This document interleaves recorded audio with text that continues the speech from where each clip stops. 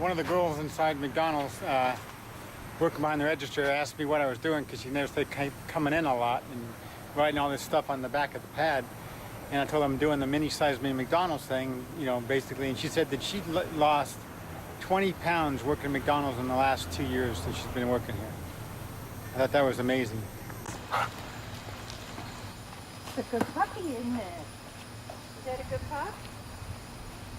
When you walk a dog out there on your McDonald's supersized deal, make sure you pick up the poop. We were lucky enough to have a new street paved, and it's perfect for going skateboarding.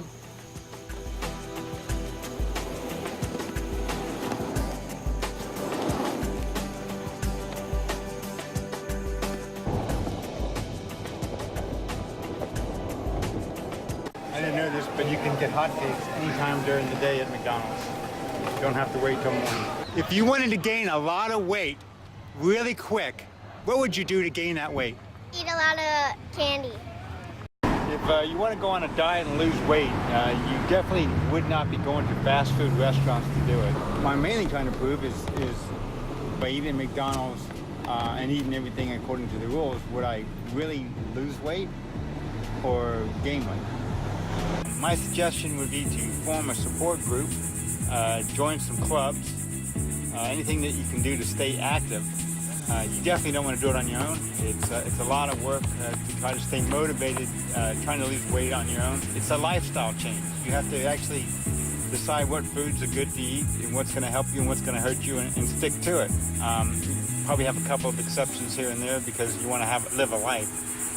But the main thing is that you find a way to enjoy what you're doing, so that if you're losing weight by exercising or running or swimming or biking or whatever you're doing, you have to enjoy it. Otherwise, you're going to quit. It won't last very long, and that's the whole trick. I'm doing it all wrong. I'm eating at a fast food place. I'm doing almost everything by myself. This time I have my dog is coming with me to eat at McDonald's, but of course she won't get to go in. Some of my exercises are kind of boring because I'm by myself. See if I could lose the weight without being hungry and eat fast food. Eat what everybody else says you cannot do. I've been told that, you know, I could possibly die by doing this. Of course, I don't really believe that. I think, you know, the whole point is if you stay active, you can get away with eating a lot of stuff that's not quite as good for you as it should be. And if you could pick through the menu and find stuff that is good for you, which of course I'm really not doing.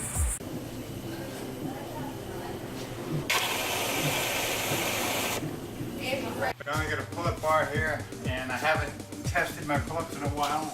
My original starting date on the 21st of August was 6. So we're gonna try to break 6 right now. You gotta hold the things like this. But you can't hold this?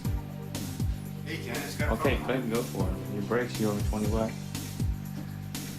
Jonathan put this together, so I'm a little leery, but I'm gonna go for it anyway. All right, ready?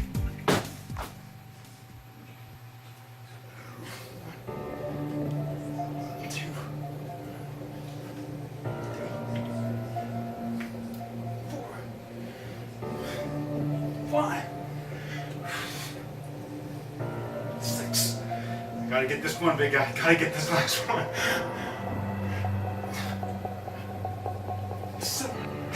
Gotta get one more, man. Gotta get one more.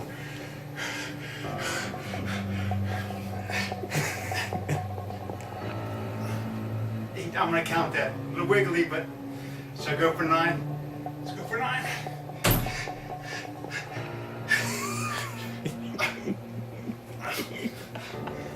You don't get credit for 9. Get 8.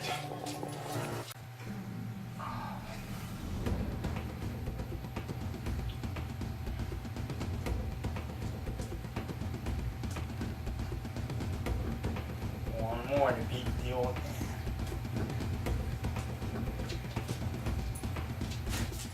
I still think you should strap 30 pounds on to make it even.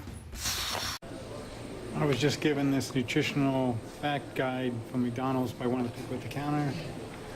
And it has little things like this, plus it has all the big charts inside. And on the back.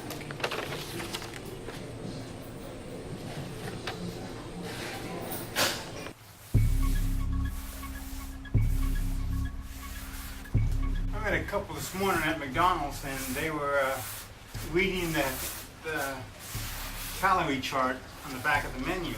First time I'd ever seen anybody do it, so I asked them what they were doing, and they were actually checking the salt content. So I asked them if they thought the salt content was more important than the calories, and they both said yes. I thought that was interesting. I asked them why, and they said because of the heart disease and stuff like that is all related more so to high salt content than it is to calories. So now I'm wondering whether I should go back and add salt in my logistics of my 30 days. Their main comment was that they McDonald's makes stuff that people want. The reason they had so much salt, they thought, was because without the salt, a lot of the food tastes bland, and no one would buy it. So therefore, everything is salted.